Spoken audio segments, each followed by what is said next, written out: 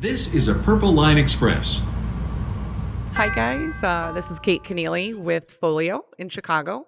I'm sitting here today in the Bernhardt Design Showroom in the Merchandise Mart. People don't come back to the office like, are we going to need less office, blah, blah, blah.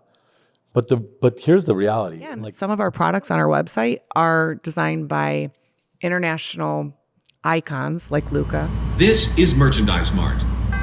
First of all, who are you? Introduce yourself. Oh, you guys don't know me? Should I look in the camera? This is Brett Taylor. I'm a principal at Gensler.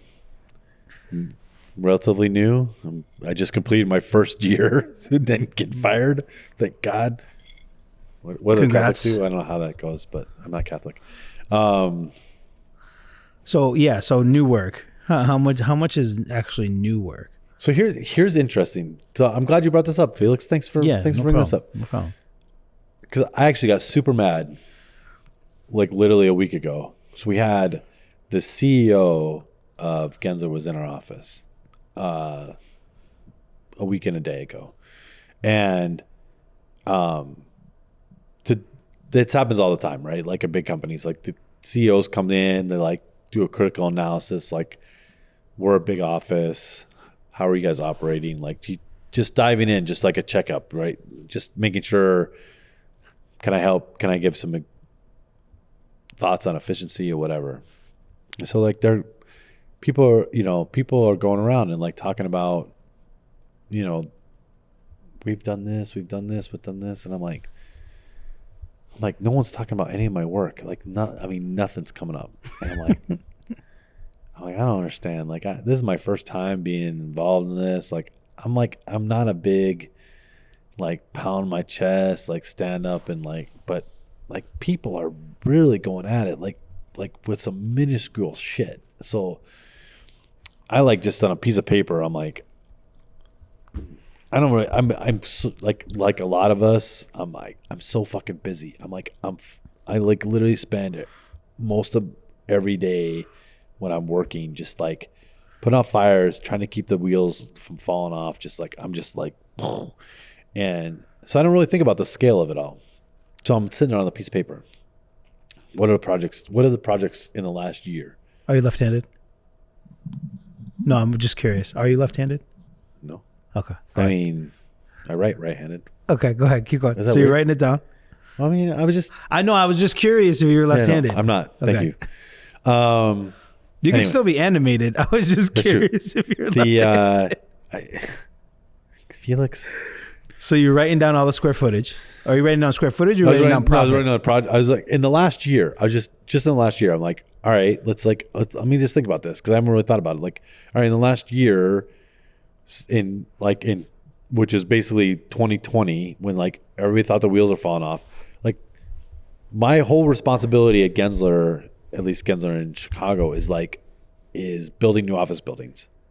So obviously in 2020, everybody was like losing their shit. The office building market across the universe is like, who the fuck's ever going to build another new office building in the middle of a pandemic when everybody's working at home? I'm like, yeah, that's a good point. Like this really sucks. So now we're like we're in the start of 2022 and I'm like, all right, well, what have we been doing? I start writing them down. Project, win, contract. I'm like, in 2021 alone, not counting the work that's like was paused and continued or whatever, just the work I won, 3.4 million square feet in the city of Chicago. In the city of Chicago. That I am personally won and designed. And everybody's like,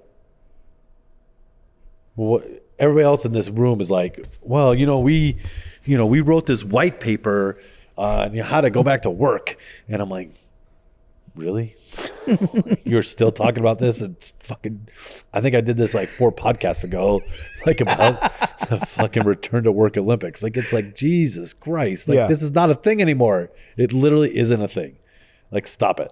Like, you should slap yourself. Stop it. So I was just like, I'm like, the office world isn't dead. It's like, it's not like,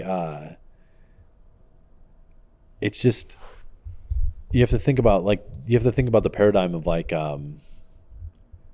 like the loop is dead.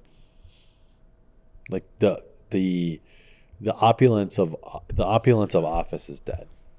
So everybody Office as like a workplace is dead, you would say? Because I mean, people will still need an office, right? I know. No. I'm not saying that. What I'm saying is like it's like the I don't need to be emboldened by like marble floors in like a 30-foot lobby, and gold trim and like a Monet on the fucking wall or whatever the fuck art piece. Like I don't like people don't a JC Rivera mural maybe. I'm not saying that. You said that. I'm teasing. Shout out JC.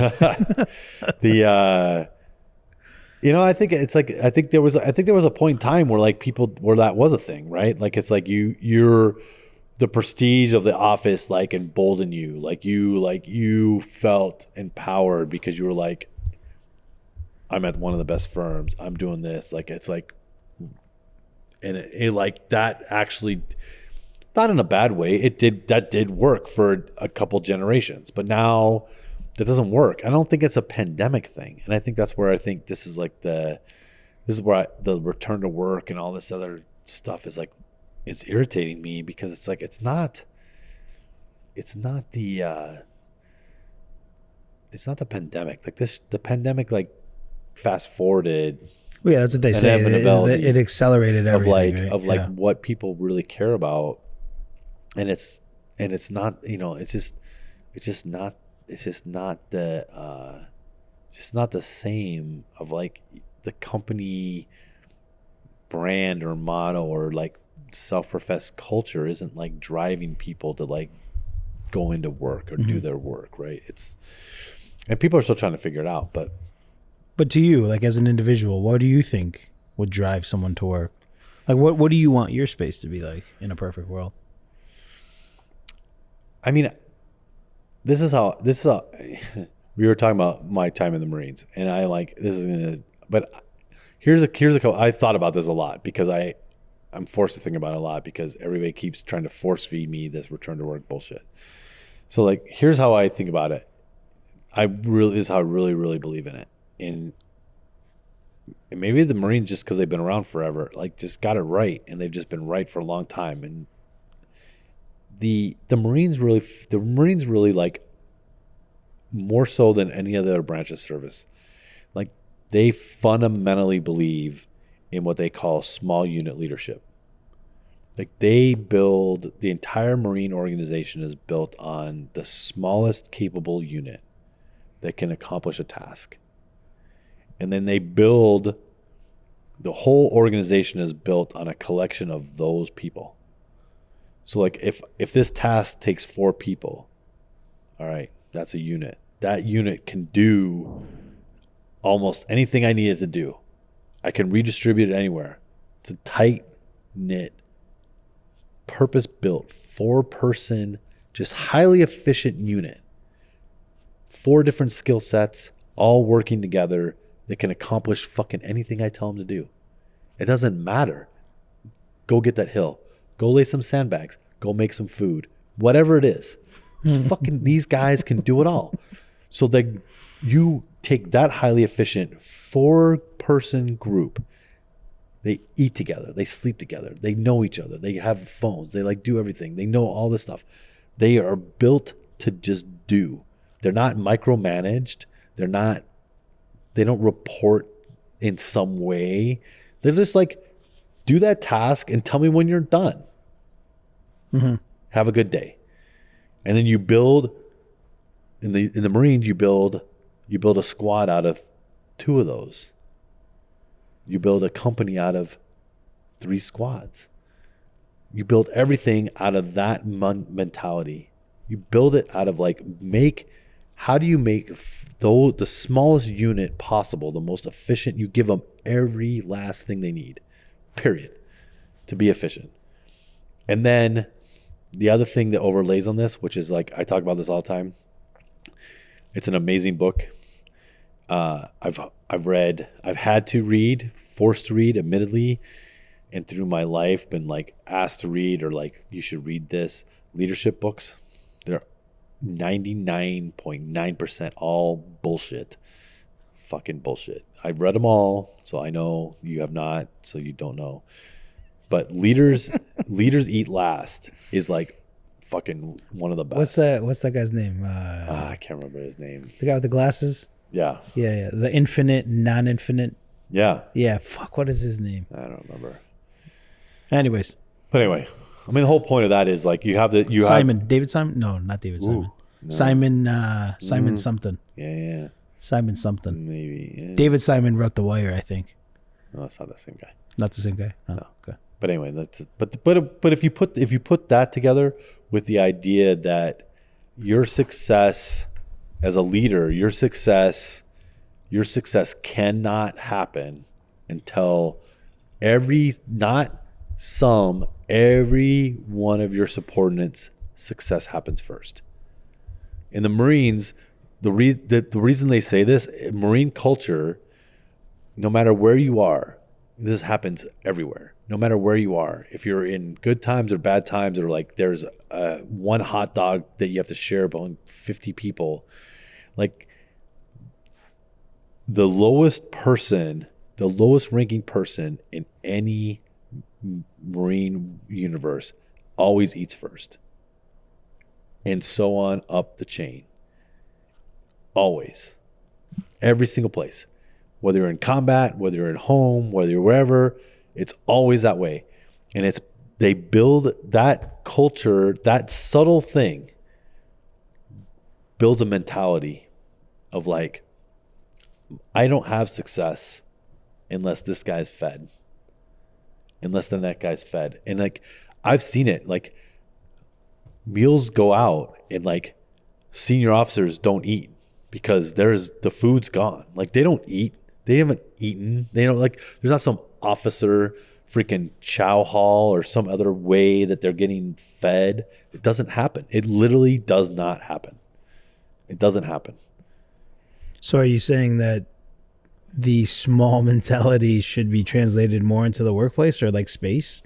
No, what I'm saying is it's an overlap of two ideologies. Gotcha. Empowerment of the smallest unit possible. Mm-hmm. A non-micromanaged small unit that is tailor-made to like do good work, where you're not pairing two managers together and and you're saying, oh, you guys are going to do this great work, and then you pair a bunch of people that like have complementary skills, not complementary. I mean, opposing skills, right? Like, all right, great. Well, like this needs to get done, but there's no one in our 4-man group that can do that skill. So our unit is going to fail inevitably, right? Because I've got to go outside and get somebody from another unit to like fill that need. So as soon as I grab that guy, then that unit fails because now they don't have that guy. On and on and on. But I think this is what people don't. I think this is where people don't get it, right? It's like they don't understand. Like if they're trying to build this bigger thing, right? This whether it's like on money or success or whatever. It's like they have this like goal of like, we're gonna bring all these people in and we're gonna set a culture.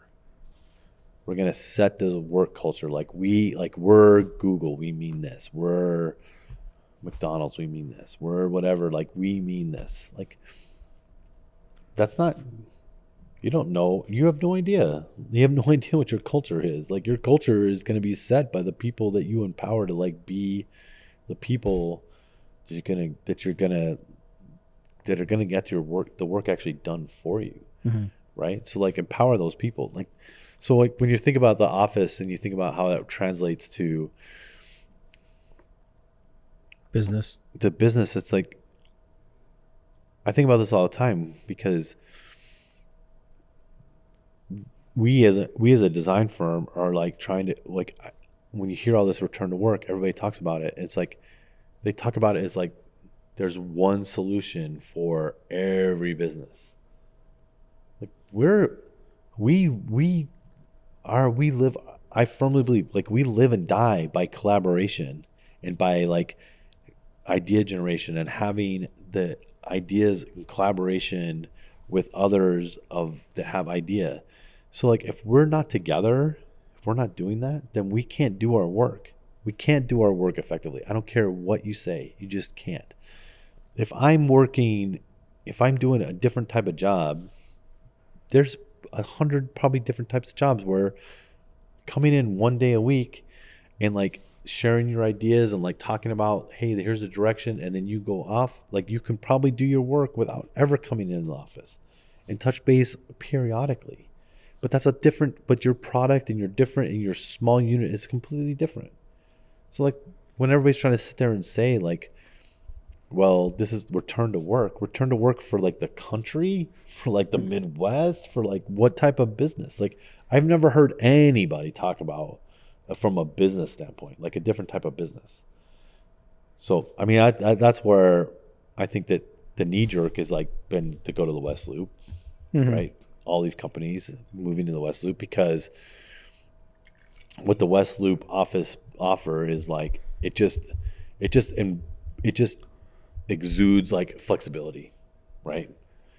In the age of unknown, it's like, do I want to be on LaSalle Street in like on the 42nd floor of like a marble clad office building, or do I want to be, on the 10th floor with an amenity driven, office building with, a bunch of cool bars and restaurants nearby? Yeah. Where I can just like walk and go and like hang out. Yeah. And it's slightly harder to get to, but I remember that argument. Like, who's going to go to the West Loop? It's so hard to get to. Like, it's not stopping anybody.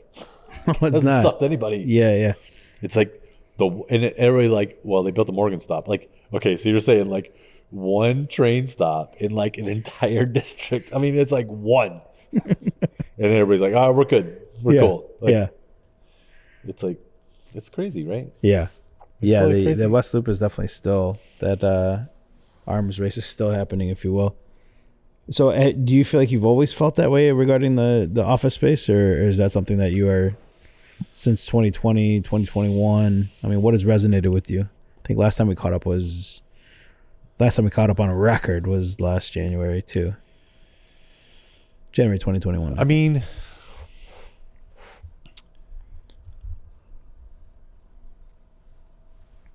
I do think that people, I do think people need a place to come together.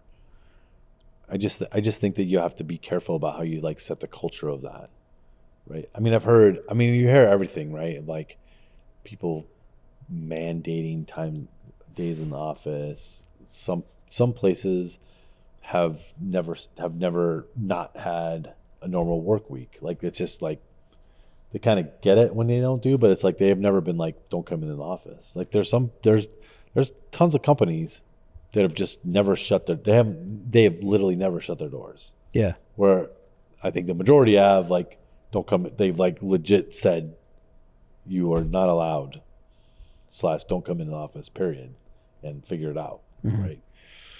So where I struggle is like the,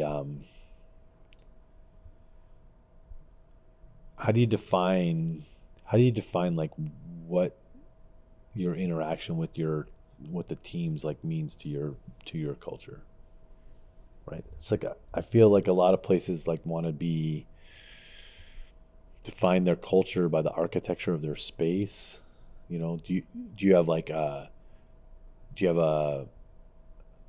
pantry with like a kegger? Like, or you have you throw a ping pong table in there and like it's like, oh, we're loose. Cool, yeah. We're like we're so laissez-faire, but then your bosses are a bunch of a-holes. Like so it doesn't matter. Like that part doesn't like it's I think that's what workplace strategy tries to tackle that stuff too, right? Like how the programming of the space, what your culture is. But the thing that I always find challenging is that when you make suggestions to a workplace and their culture is not that way, you're fundamentally changing their way that they operate as a business, right? Which is tough to do. Right. So, but they say they want that, but No, they don't. They don't, right? They Like, don't. No, they want you know what people want, like, more or less, when we're like serving them, it's like they want to feel like they have like that couple what are the couple wins that can, like, like, we gave you like this, we gave you the pool table, the game room, the like flexible seating, like, we moved, or like if your company, like, we moved into this office building that has like, 5,000 square feet of like, outdoor terrace. You can, like, you can work out there. We got Wi-Fi, like, cool. Like, so we gave you all this stuff. Like, it's, but like, guaranteed, like, then it's like that guy who's like out on the terrace, like working on his own, and he's got some manager that's like bitching that he never knows what that dude is. And like, is he really working? Or, what I mean? It's like, so like the culture is like, immediately, like, the company sells this idea, but then the culture is like, well, this guy's obviously not performing because I can't see him do his work every day. yeah. That's not a COVID thing. Like, that's just like that was happening anyway. And have you seen a lot of people? Obviously, we're recording this in February. Like, what do you think the office is going to be? Do you think it's ever going to go back? I still don't believe that everybody's going to go back 5 days a week. No, It's so hard for me to really believe that. going back 5 days a week is like, I think it's like, if you're well, I'm gonna make the bold prediction. It's gonna come back. 5 days a week. Yeah, for sure. Oh yeah. Okay. I mean, it's gonna come back. I can't tell you. I mean, I'm not. What's the Simpsons guy, Matt Groening or whatever? How do you say his last name? The Simpsons creator, who's like obviously a time That was traveler. before my time. Simpsons is still on, dude. It's not before anybody's I know, time. right? Isn't that crazy? It's still on. No, but you've seen this thing, right? Yeah. Where they talk about this guy, like all the shit that the Simpsons have predicted. Yeah. Anyway, so whoever that guy is, I'm not him. So there's some period of time. I mean, push is just going to come to shove, right? I mean, it's like there's too much pressure. There's just too much pressure to be,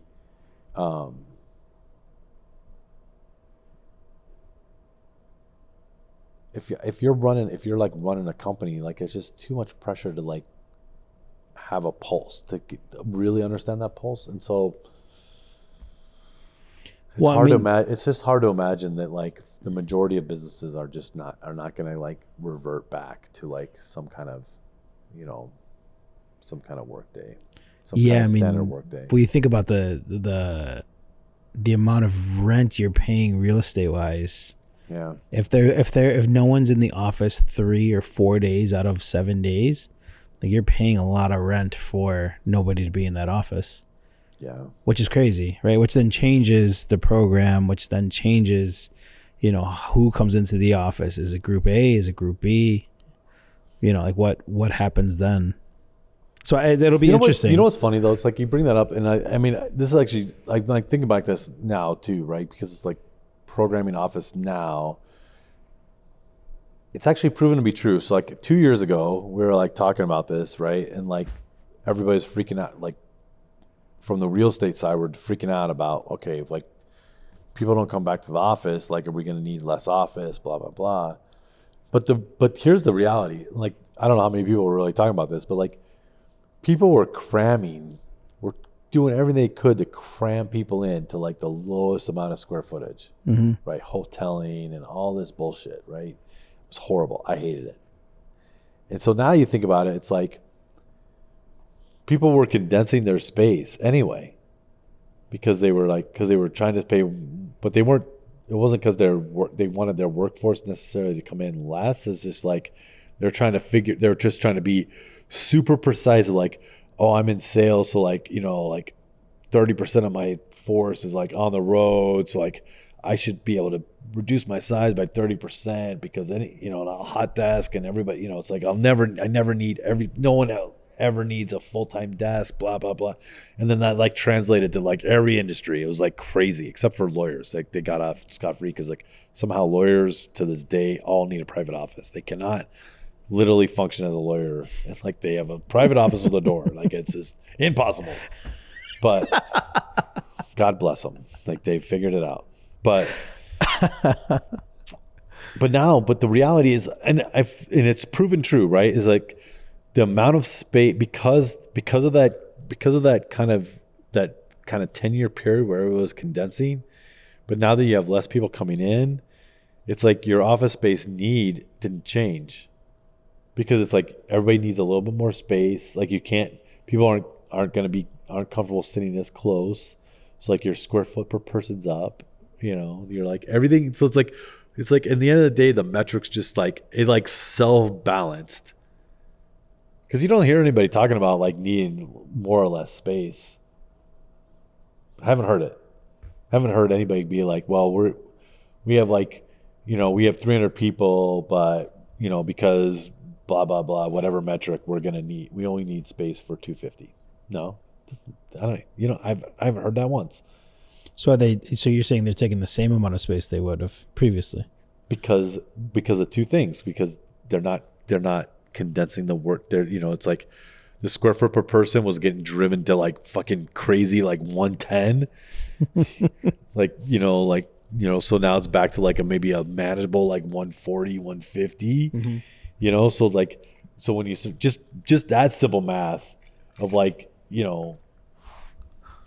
the number of spaces you have, because this is like our own office. Like we're before, in the end of 2019, we were super healthy. We had just literally just expanded, sadly, right?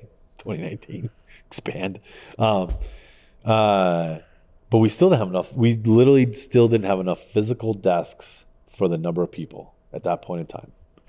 And everybody's freaking out, trying to figure it out, because it's like, how are we going to balance all this, right? We can't take more space. We just expanded, but like so that's why we were like experimenting with the hoteling. We're trying to do all these things, like not like unlike a lot of other places, but then you look at it now, and like you come back, and with the same amount of space, we still don't have enough desks. Like we're literally going through and like trying to, we're trying to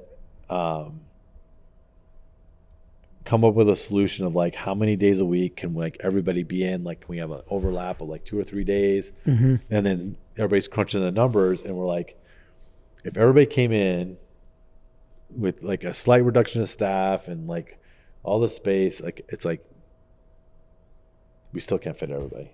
Same amount of space. Yeah. So if the same problem didn't change 3 years later, our space hasn't changed.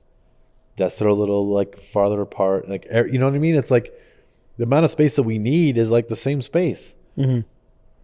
It didn't like from a real estate standpoint, from the thing that like affects you and me, and like how we work, and like how that expands the buildings and everything else, like literally hasn't changed.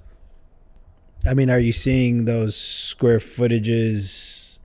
I guess when you talk about developments, like when you look at land, what is the typical programming of a land right now? Like, are you thinking it is obviously still retail? Like, what's the unit mix? I know before that we were talking about different unit mixes about last year. Like when you're looking at a new piece of land, right? And the developer is trying to develop a piece of land, what are they? I know there's a lot of different factors that go into that development, but what do you think that their main thing is? I mean, I'm not working on any development now that doesn't have some. I shouldn't say any. Sans one that doesn't have some mixed component to it, right? Yeah. And mixed office residential, and that, I mean, retail's for, I think for now until the end of the days is just going to be a supporting. So there's retail just supporting tenant. It's never going to drive. Like there's not going to be any retail driven developments maybe ever again. That may be actually true. As for people who don't know, typically you would have an anchor tenant be a retail tenant, right? Yeah. I would assume in some of the bigger developments, but well, you're saying you could build. I mean, you could build around I mean, it was a time where like you like a big retail grocery store or like movie theater or like something that would like drive footfall or anything, like you land, department store like way, back. Like those were the big whales. Like you would build a development around that and then, maximize it. Now it's like it's infill, it's supporting others. There's still a couple, there are still parts of like entertainment, and there'll always be F&B kind of need and all that stuff. But what about like ecosystems between developments? Like I know that's something that a lot of people have tried. Where like, hey, if you live in this or if you belong to this building, you also get the fringe benefits of building B across town. Like I feel like that is something that's going to probably pick up a little bit more. I think that's, I mean, definitely. I mean, I think, having like, I mean, it's like building like, it's like a different way of building community, right? Right, exactly. Yeah. Across product or across development. So, I feel it. Like I live in Marina City. Like it's like that whole kind of mini ecosystem is like pretty interesting. Like now living there for a few years, it's, you have like the residential ecosystem, which is, which has a hierarchy, which this is actually, I don't know if anybody lives in a high rise. I've only started doing this late in my life, but I think it's hilarious. You can't deny it. If you live in a high rise, you'll totally understand. Like, so we have a high rise and low rise elevator, right? But like, I just happen to live at 55 of 60. So like, I get to kind of see this whole thing, but like, there's this whole arbitrary like hierarchy just by the number, like where like the number you get a push in the button. And so it's just like, it's like crazy, right? So it's like, when I get an elevator and like, I always like let the person push, because it's like as I'm going higher and I want to get out of their way and I push, and then like you can always feel like they're like, you're one of those. He's like 55. He's like up there. He's so high. It's like, but then there's only 4 floors. There's only 4 floors that are higher than me. But when I run into one of them, even though I'm at 55, like I feel it. I go, oh God, 58. God damn. I don't want to be in an elevator with the guy from the 58. And then it's even worse, like, because like all the amenities and everything are on 20, right? That's where the split is. That's where the transfer floor is. Okay. So like when you sit on there and you like go to 20, you push 20 and you get someone that's in the low rise, it's like, then you're just like, they don't even count. Like it's because you're battling in the high rise, and then you get someone that's like, you're on 18. How quaint. Like, how quaint. Yeah. My sister. It's so funny, dude. My sister lives in the Nema. Oh, yeah. So she still goes up the regular elevators, and then they have like the, floors, I don't even know, 60 to like 80. They have their whole own elevator bay, right? Yeah. But when you see people come out of there, you're like, oh man, those guys live high up there, you know? Yeah. It's so funny. So is it still not retail anymore with developments? It's more of the residential component. Like, what's going to be driving that anymore? It feels like residential has been driving development for a while now. Like I think back, how long ago has it been since I lived in London now? It's like forever. Like 5 years at Kensler, 1, 2, 3, 7 years. Oh God. But like, it's like London. I mean, it's like the housing shortage. It's a real problem everywhere. It's like, I remember in London, like now it's like 7 or 8 years ago, Chicago, it's like no one can build residential fast enough. Like, it's like, I think people, I kind of lose track of like, this is social, it's like how exponential like human population gets. Like, it's like people, because I always, when you think intuitive, like, like residential, like why do we why do we need so much residential? It's like, yeah, because like human population grows exponentially. Like it's like we are not growing. It's like we're not growing on like some like linear thing where like the people that are dying and there's people that take their houses or whatever. It's like, no, we're like growing like this. So it's like everybody is around, has a bunch of freaking kids, and then those kids like all of a sudden like they reach an age where like they get married and they want to start having their own kids and they're like, I need a place to live. And like, so it's like this thing it just keeps growing exponentially. Like we're I mean, that's a whole nother episode. It's a whole nother podcast of like population growth and blah, blah, blah. I could give a shit because I'm not going to be around to see any of this come out. And I don't have kids. So that's more for Felix to figure out, not me. But that's what, I mean, because when I first thought about this, I'm like, how 10 years later is this still a problem? Yeah. Everybody's building residential like as fast as they can. But like everybody says like we still have a housing crisis. Like why? How? Oh, and I'm like, oh right, because it's like we're playing catch up for ever, probably. Because it's just crazy. It's just crazy how exponential it gets, right? Before, I mean, since I have you here, I want to ask you about permit process in the city of Chicago and permit expediters. Oof.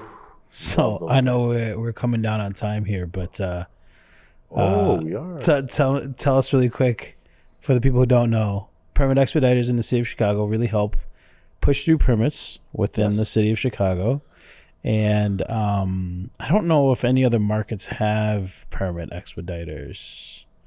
I would assume New York. New York does. No, this is a common thing. No, this is not a Chicago thing. Sure. Right, exactly. So other permit expediting. I mean, I think that the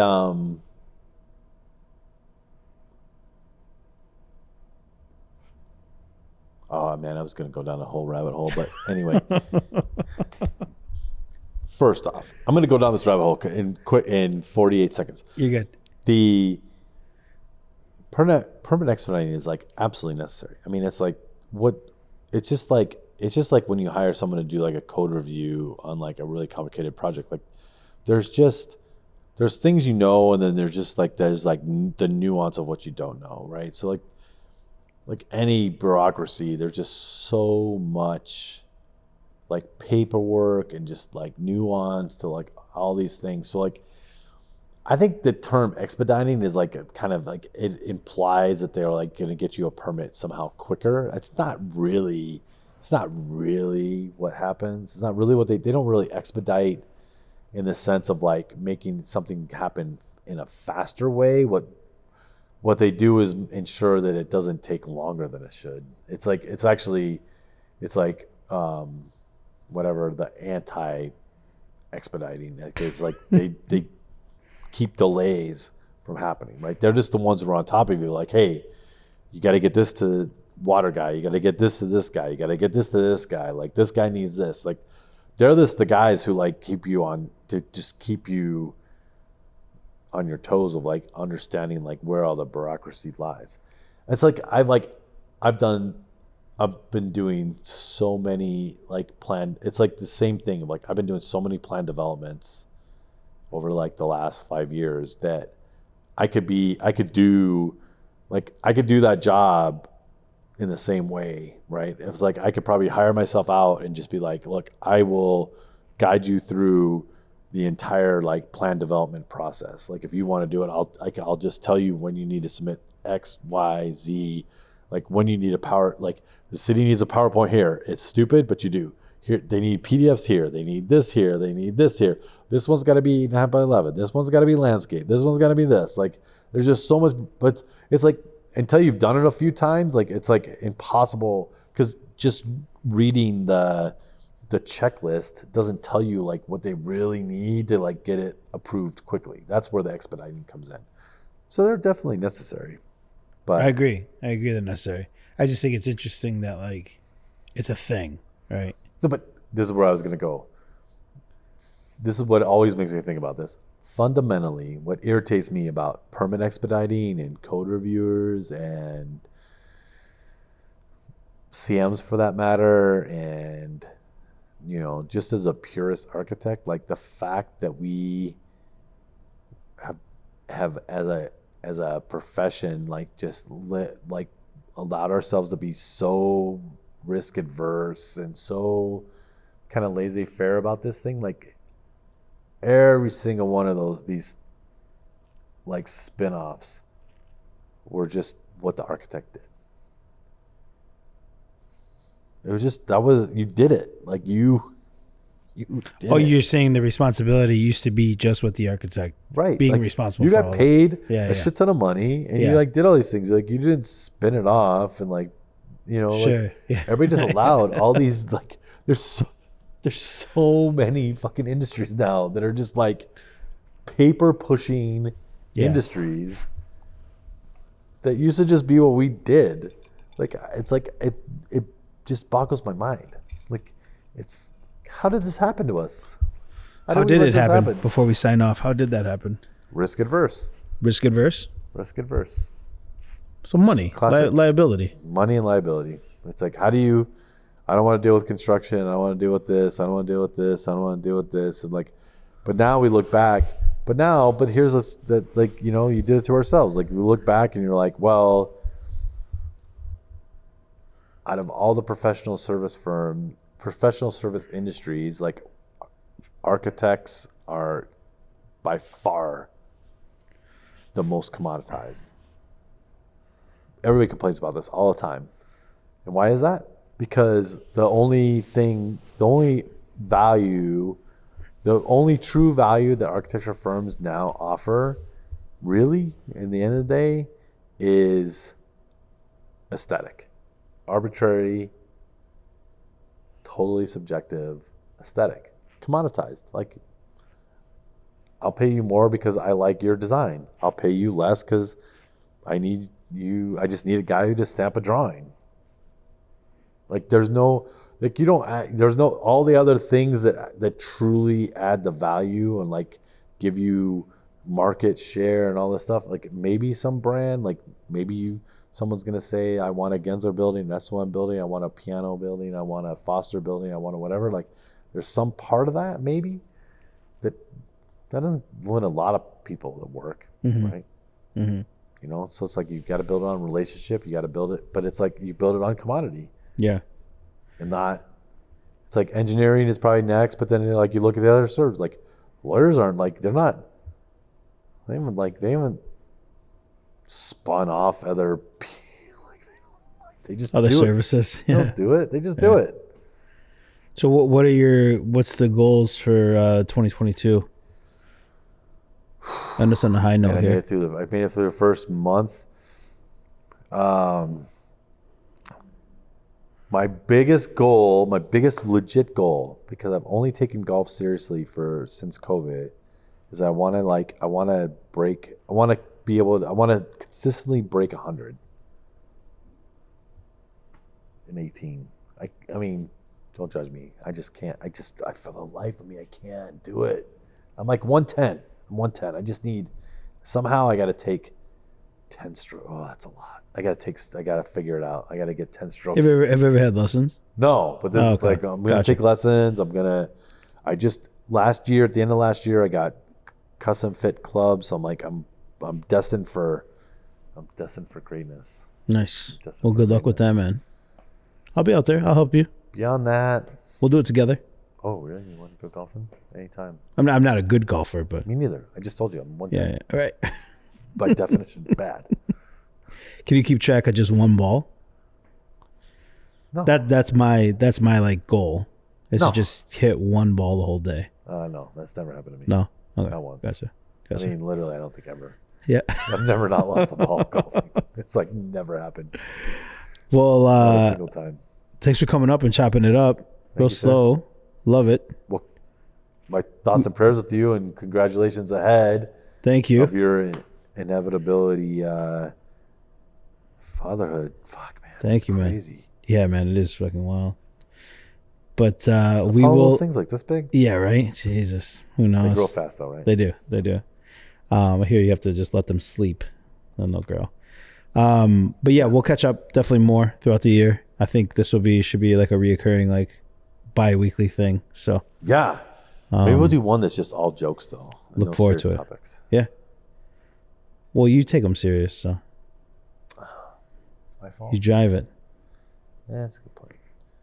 All right, man. Well, cheers. Thank you. Thanks, Appreciate it. guys. Hey, everybody. Thank you for checking out the Wyzendale podcast with Brett Taylor. We're in the Bernhardt showroom today. And to give you a little bit more information about the products you see and seen today, we have with us a special guest. So go right ahead. Thank you. Thanks for having us, guys. We are in the Bernhardt showroom. This is Kate Keneally with Folio. We are the local rep group in Chicagoland. Lucky to work with Bernhardt. I know a lot of designers have always leaned on Bernhardt for inspiration and great product design and craftsmanship, really. So yeah, we're excited. And this showroom was designed by Sarah Kuchar in her studio? Yes, it was. Yes, Shout out Kuchar. to, Yeah, Sarah yeah. and them, Local the team. love. Cool. So Kuchar Studio, Sarah and her team, who we've loved working with over the years, Awesome. has had a fun little showroom presence here in the Mart, and got to know Jerry Helling, our creative director, and all the leaders of Bernhardt. So we're happy it's here along with our New York flagship showroom. Yeah, great. And I have been to the flagship, many ICFF parties out there. I think I met Terry Crews out there one year. So Yes. yeah, it was a great time. Everyone likes meeting Terry Crews. Yeah. Yes. Yeah. He's a force. Yes. It's Nice. wonderful. So, and where's Bernhardt from? So Bernhardt is born and raised, family owned in North Carolina. So Western North Carolina, we were founded in 1889 by the Bernhardt family. So you do the math, that's insane, and I love it. Still family owned, and we carry zero debt, which I think is something that I like to remind all of our clients about, as we're in a very strange reality of acquisitions and companies just challenged by today's reality. So the fact that we can still maintain our global presence without debt and family owned, it allows us to do a lot of really interesting things. Yeah, very nice. Yeah. Very nice. Yeah, and then you were speaking a little bit about the designer that we're sitting in, the products that we're sitting in. Yeah. Oh, he's one of my favorites. I truly mean that. Luca Nichetto is a Venetian designer, and I had the chance to meet him at ICFF. Nice. And it was just a really fun weekend. We actually kept running into each other in the elevator at dinner, and he's a gem. Everyone loves spending time with Luca. He is from Italy, like I said, and he started his career there and has opened a second studio in Sweden, Stockholm. So okay. again, another place us designers like to follow Yeah. and channel energy and creativity. So this is actually Luca's first collection with Bernhardt. When Jerry Helling approached him at a trade show, the quick answer was CC, Italian for yes, yes, I would love to work with Bernhardt. He has always looked to Bernhardt as a great collective of international designers. The sofa in table collection and benches, and we can also do like built-in tables with power and data, has 41 modular pieces. So you can create these like really organic sculptural shapes, but it's very easy to reconfigure, and each piece looks good on its own. I'm sure a lot of people say that, but this truly has this like organic sculptural quality to it. And can this be powered? Can these be powered? The sofa itself cannot be powered, Okay. but the actual table that is built into it can be powered. Gotcha. And the laptop table, a lot of folks have really enjoyed that just because of the weight of it is not flimsy. And that's the biggest issue that we see with laptop tables is you have a piece of expensive equipment, your laptop, with probably coffee or a bottle of water next to it and a nice piece of ancillary furniture. But regardless, Bernhardt, the quality and the craftsmanship with our laptop tables is really strong. And a lot of the Andy community, once they realize that, they kind of just keep coming back to us for the quiet table and the Luca tables. Gotcha. Yeah. And these are part of the same. Yeah, this is part of his collection. You'll notice too that it has like the rounded edges, that kind of like more curvilinear approach. You can do nesting, you can do them alone, ever different base finishes as well. Ultimately, his collection, the minute it launched, there was demand instantly. So I really feel like this has been one of our strongest launches. And like I was mentioning to you earlier, Felix, he's a wonderful creative leader in our industry. So I personally follow him on Instagram. I love the lighting and the sculpture and the glass making history that he's tied to. It's really special. Nice. And I know we have a few products kind of flanking us Yeah. with the coffee table over there and then the chair kind of behind Yeah. you. So one of my other recent favorite launches was the Mix collection by Phat Studio with a PH out of London. I know, Nice. pretty the fun. 90s fat. Yeah, You know? yep. They're another force to be reckoned with. Really creative group, young leadership, and globally recognized as well. So they're out of London. So our Mix collection consists of several occasional tables, some wood, some brass, which was a fun ad. Just seeing how the trends in our industry have gone to so many different metal finishes outside of our polished aluminum that we all probably started with. But so yeah, this is the diamond table on the end. And they're all made in North Carolina, US made, even though we bring in all the international talent, everything is handcrafted in North Carolina. Gotcha. Even the products that you were talking about that Yes. we're sitting in are all Everything. crafted in. Okay, so the Everything designers here. are European or out from outside, Everywhere. but everything is crafted in Yes. North Carolina. Gotcha. Yes. Okay. That is one thing that I think Bernhardt has been recognized for in our industry is how much sponsorship they put towards ICFF in building young makers' confidence and exposure to the market, as well as the College of Arts Center in Pasadena. I might be saying that. I might have the words jumbled, but there's a really incredible industrial design program out in Pasadena. But so Jerry Helling, our creative director, works with the school directly. Gotcha. But again, some of our products on our website are designed by international icons like Luca, but then also students that are in their 20s. Yeah. And Jerry sees potential with this idea, this concept, and he endorses that talent and builds them up and begins their career. Nice. It's really special. And I just think nowadays it's really to get that confidence as a creative is what a lot of us need. Yeah, and that opportunity for Yeah, sure. For exposure. Sure. Yeah, the exposure. For sure. And then the chair and the Yes. buffet.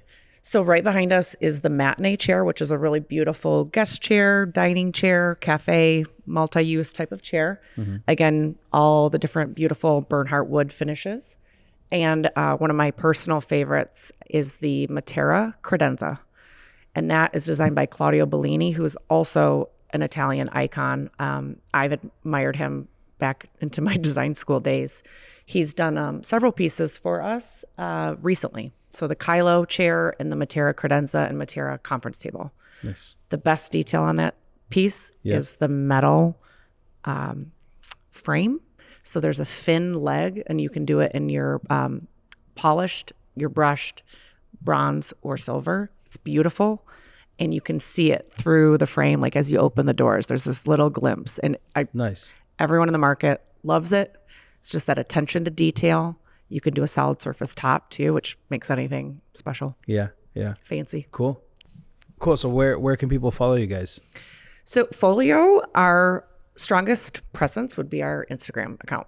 Love it. We have a lot of fun with it. Our approach to our rep group is truly acting and feeling like a concierge to our industry. So there's even like local restaurant recommendations and fun playlists. So we have our Instagram account, and we have a team of about 6 people selling in Chicago and Wisconsin. Chicagoland, Illinois, Nice. Wisconsin. Cool. And that's Instagram is at There we go. Folio? Sorry. Yes. At Folio-source. So our tagline is a product source for architecture and design. Gotcha. So that's, yeah. And then as well as LinkedIn, and our website is folio-source.com. Cool. Thank you. Yeah. Appreciate it. Thanks, guys. Your safety is important. If you observe unattended packages, vandalism, or suspicious activity, inform CTA personnel immediately.